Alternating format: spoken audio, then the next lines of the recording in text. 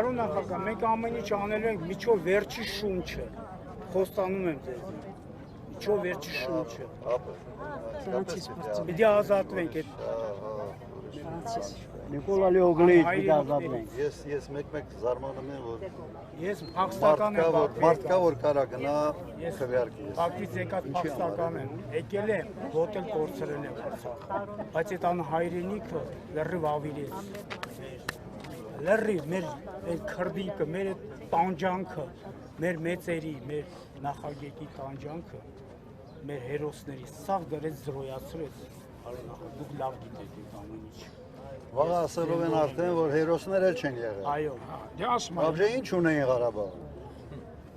Ինչի համար են կռվել, ոնց որ ինք չի ուղարկել։ Վաղն է դա են ասել։ դուրս կգանք։ Իհարկե դուրս են գալու։ Ձեզնից ամեն ինչ հիմա ձեզնից է կախված։ Այս շղթան պարտությունների որ կդրենք, դրանից հետո վերականգնելու հնարավորություն ունենք։ Ցավը չի քաշի, որ իմանա։ Գարբաչով Դուբայից ոյ մեկ կրծնեք, Գարբաչովը Սովետը քանդեց, այս Հայաստան քանդելով գալիս է, Գարբաչով դուան, Նիկոլ Ալիօգլի, ճիշտ է, ճիշտ է։ Հադրութեցի, Ինչ եք դարել։ Հադրութեց եկեն գլոխի ստեղ։ Լավ արի ցույց ժամանակ,